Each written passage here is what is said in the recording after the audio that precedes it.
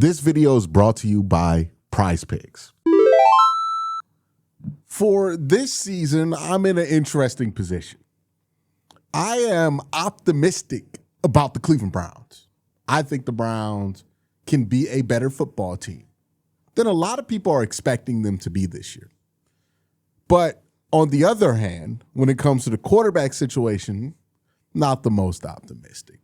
I think the timeline for Shedeur Sanders is likely going to be much longer than a lot of people are willing to accept. I've said this since he's been drafted.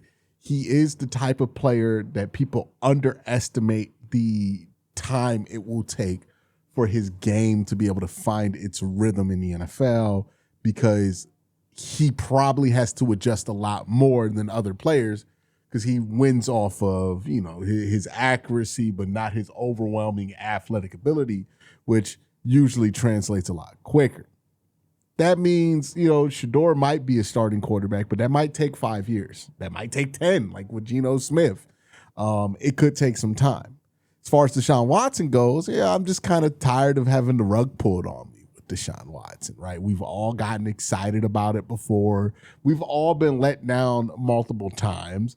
I don't blame myself, and I don't blame anybody for being at the place of demanding that they be showed any kind of progress with Deshaun Watson before they get excited about it. If we get to regular season and he's winning games, we can then have the conversation.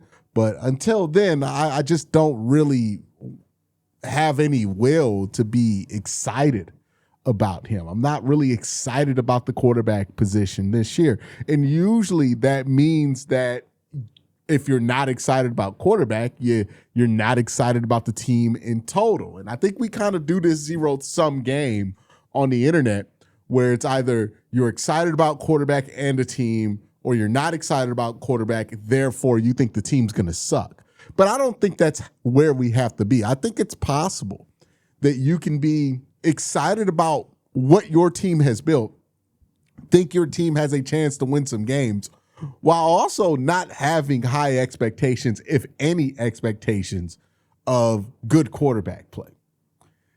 We get into this mindset, I think, because the conversation about championship contenders is very strict, right? You do need a good quarterback to win a championship. But that's the only thing you need a good quarterback for. If you want to win a championship, you need a good quarterback. No doubt about it. If you want to get to the Super Bowl, you got to have a good quarterback, more than likely. But if you just want to win games, if you want to get better, if you want to win 9 games, 10 games, you can do that without a good quarterback. You could do that sometimes in spite of your quarterback play. So that's what I want to talk about today. Can the Browns be good and to reach some of their win-loss record goals in spite of a underwhelming quarterback situation that they have? Does the quarterback situation really have to dictate your win-loss prediction? Does it have to dictate how many games you think the Browns can win? Or could the quarterback position end up taking a back seat to other things that are thriving with this team? We'll discuss that, but first I got to thank my sponsor, PrizePicks. PrizePicks is a fun way to earn cash while you watch your favorite teams. No complex betting rules, just pick more or less on a few player stats and lock in your lineup. Here are my picks for this upcoming season, AFC North edition. Jimmy Bernard, I have less than 475. This has to do with volume available in Pittsburgh's offense. Quincy Judkins, I have over 975. Browns improved line. I think the run game is going to be better with it. Chase Brown, under 900 yards. Joe Burrow equals less rushing yards usually for the Bengals offense. Mark Andrews, more than 475 yards. Lamar's going to need a safety blanket. Check to see if PrizePicks is available in your state. You could follow me on the app at Quinn_C to see all my lineups. Download the PrizePicks app today. Play $5 and get $50 in lineup to download the app using the link in the description. If you talk about football, it divides into 3 categories, right? There's your ability on defense, there's your ability to run the football, and then there's your ability to throw the football, right? So if you're not going to be able to throw the football with great efficiency, with great effectiveness, what can you do? And how much of it do you have to compensate to make up for the fact that you're not that good at throwing the football? One, you could be a good run team, and I think you probably need to be a good defense as well, right? I think those two things are necessary. A bonus is being good at special teams. The reason being good at special teams matters a lot more when you don't have a quarterback is you're probably not going to finish the same amount of drives, right? The reason people like to use EPA per play to talk about quarterback play is because it's a measurement of how often quarterbacks are able to finish drives and score the most points possible, right? What separates a mediocre quarterback from an elite quarterback is drive finishing, is getting the most out of every drive points-wise that quarterback can get. That's why EPA per play for a quarterback is an important stat, because it demonstrates when you're on the field, is your offense getting the most out of those drives that they could be getting, or are they leaving points on the table? A lot of people will talk about inflated stats or stats that are backloaded. Well, this is a way to kind of control for that, right? So knowing that that's the difference between great quarterback and not great quarterback play, you have to assume that the Browns probably aren't going to have great quarterback play, which means that they're probably going to be in a position to kick a lot of field goals to finish drives versus drives ending with extra points. So if you have a high-tier special teams unit, that increases the margin of error that your quarterback has to operate. And really, the question of winning around your quarterback is always answered with creating margin of error. The worse your quarterback is, the more margin of error you want. Look at Pittsburgh. Pittsburgh has not had a quarterback since Big Ben popped that elbow, right? That was the last time in which Pittsburgh had a true franchise quality quarterback. But yet they've been able to win the division and get to the playoffs consistently without great quarterback play. And if you look at how they do it, a big key to their success is Chris Boswell, who just got paid a bunch of money this summer or this spring.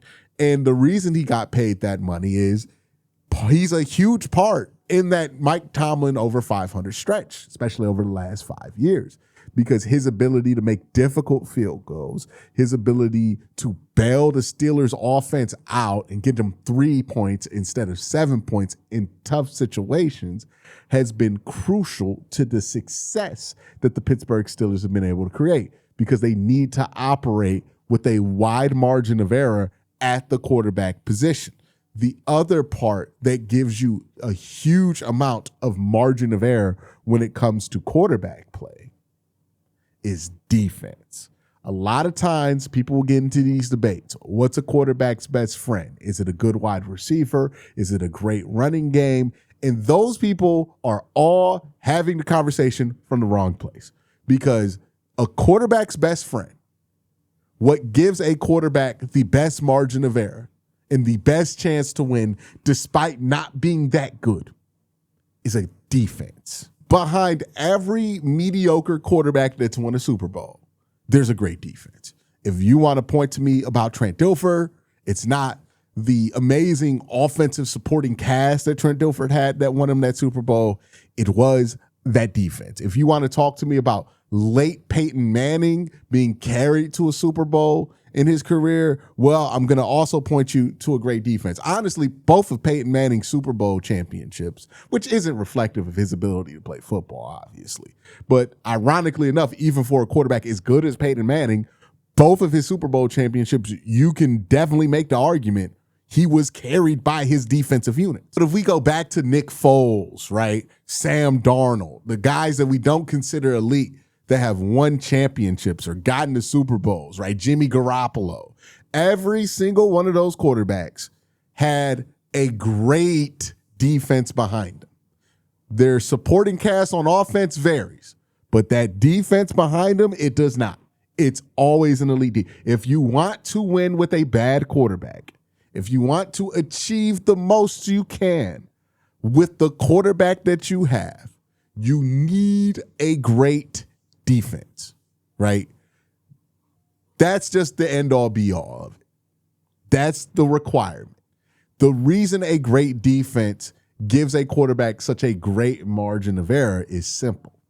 If the other team can't score, then the barrier for victory for your quarterback is low, right? If all you have to do is score 17 points to win a game, that game becomes a lot easier to win. But if you have to score 35 points, 40 points to win a game, then all of a sudden what's required out your quarterback position is much, much more difficult, right? So having a defense that can keep the points low and make the barrier for victory low makes it so that your quarterback has less to do. So the best thing for bad quarterback play isn't getting the best tight end you can get. It's not getting the best set of wide receivers you can get. Isn't getting the best offensive line even. If you want to get the most out of bad quarterback play, you got to have a great defense. That's the first thing. If you don't think you're going to have great quarterback play, you at least got to have great defensive play. It's not going to make every bad quarterback a franchise one, obviously, but it can allow you to get away with some pretty mediocre play. So that's the thing that the Browns do have. The Browns have the kind of defense that can definitely support some bad quarterback play. You can make the argument that the Browns getting to 5 wins last year when it looked like they should be based on their offense, one of the worst teams in the NFL, is kind of a sentiment to that. The fact that the Browns in 2023 were able to win 11 games, a lot of that was because the defense was able to kind of hold up this offense that was struggling for most of that season, despite having to play 5 or 6 different quarterbacks that year. Goated combination when it comes to things that can help you win without great quarterback play, it's real simple. Good run game, special teams, good defense. You have those 3 things, you can win a lot of football games in the NFL. Just being able to run the football at a high level, or even just at a better than average level, being able to be good at special teams and defense. Now, if we look at the Browns roster right now, we are pretty set on the defensive part of that conversation. In the special teams part of that conversation, it's a little interesting, right? I'm not really sure the Browns have their punter, but that's not the most important thing. It's really the kicker conversation. And Andre Schmidt showed signs last year of being the kind of kicker that you can win games with because he's going to be able to raise your margin of error. He also kicked you a game away last year. So we'll really see what's up with him, right? After the whole Dustin Hopkins thing, I'm going to give it more than a year before I crown a kicker, the next Phil Dawson or something like that. But you feel good about the Browns kicking prospects right now. And then when we look at the run game, well, that's where the Browns have put a lot of focus. And I think that's why the Browns have made a lot of the decisions that they have made, with the expectation that they're going to build a better run game, and that's going to be the final piece to this puzzle that'll allow this team to win some games this year, right? They put together the special teams last year. They found their kicker, or at least they hope they did. They put together a defense. They even added to the defense this year. And then the last thing they really needed to build to be able to carry this quarterback position is a run game, and they spent all offseason on that. 6 new offensive linemen. All these guys can move and hit in space. Why is it that the Browns went after offensive linemen that can move and hit in space? Is that for pass protection? Because they're going to throw the ball 80 times a game? No. It's because they want to run Quincy Judkins 300 to 350 times this season. Here's something people have not talked about with Todd Monken. Everybody is focused and fixated on the passing game with Todd, right? What's Todd going to do with these quarterbacks? And a lot of people think of Todd as like this air raid guy, but look at the last 2 places Todd has been the offensive coordinator and where he's seen a ton of success. Georgia and the Baltimore Ravens. And what do those 2 programs have in common? They ran the ball. In 2024, Todd Monken gave Derrick Henry 347 carries. He followed that up with 307 carries last year. If you look at the Ravens' run probability, if you look at how often the Ravens run the ball versus what most other teams do in down and distance situations, the Ravens overwhelmingly favored running the ball while Todd Monken was the offensive coordinator. Todd Monken ran the ball 37 times a game at Georgia his last year there. Todd Monken likes to run the football. That's one thing that is different about him than maybe his last run in the NFL. He ran the football more than average, even without Lamar Jackson being involved in those runs in Baltimore. He ran the ball a ton at the University of Georgia. He likes to run the ball. And if you've paid attention to what Todd Monken has done and what he's been known for and what he's been doing behind the scenes, who he's hiring to run his offense, he's not really hiding the fact that this team is going to be about running the ball, right? While everybody's distracted about quarterback competition and who's going to be better in this offense and how they're going to spread the ball out. And look, they're going to have to throw the ball. They're not going to be, the old Ohio State offense where it's 3 yards in a cloud of dust, right? He's not going to be Woody Hayes out there, but he's going to run the ball a lot. There's a reason why his offensive coordinator is Travis Weiser, who was the, say it with me now, run game coordinator in Baltimore. They're trying to run that ball. That's where they see an opportunity. That's why they've invested so much in the offensive linemen that they've invested in, right? Spencer Fano is a priority because they think running the ball is very important, right? And Spencer Fano is who they've graded out to be their best run blocker. This is going to be where the Browns want to be. They want to run this football. If they can be successful running the ball, then there is a legitimate path here for the Browns to be a better team than people think, even if the quarterback play isn't anything exciting, right? If we look at it from the lens of success rates, right, which I really like to use, the reason being is because, again, it just shows you what plays are working, what percentage of those plays are working, especially when we're talking about offensive or larger scale stuff. If we're looking at this, right, in order to replicate the kind of success that the Vikings had, the Vikings were a 9-win football team despite having a quarterback success rate of 43%, which is near the bottom of the league.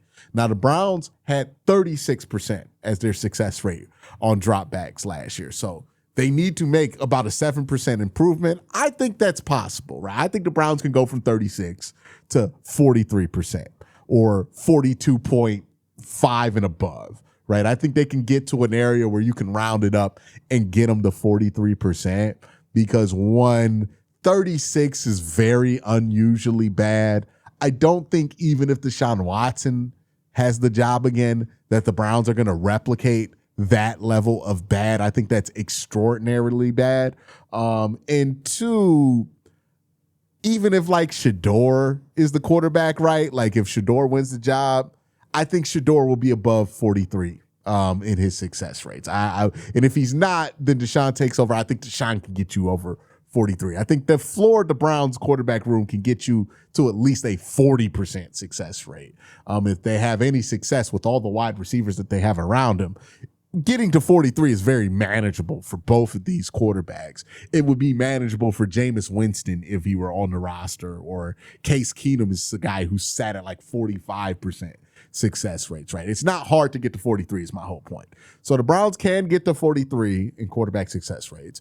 Their run game needs to drastically improve, but they've basically installed a completely new run game. So they need to go from 34 to 44% in success rate in the run game. And in their defense last year is about identical to what the Vikings were, if not better. The Browns had a 41% success rate against them on defense. The Vikings were a little higher at 42.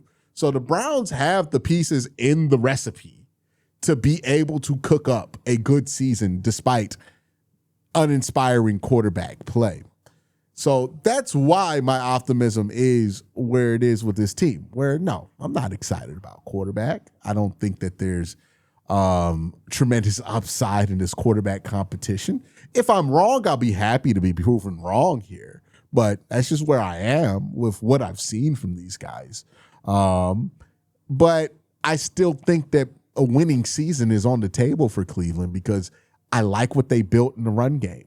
I like how they've put that run game together. I like the pieces that they put into that run game. I like the defense that they have. I think their special teams is going to improve with Brian Storer as the special teams coordinator. And I think if you have improvement in the run game, improvement in your floor at quarterback, which has to happen. You're not going to repeat 36% success rate again. But more importantly, if you get better, if you get the same defensive play, if not better, and if you get good special teams play, a good run game, that's a recipe for a team that can win some games or more games than people think this year. That's my thoughts. Let me know your thoughts in the comment section down below. Have a great day. Have an even better night. Peace.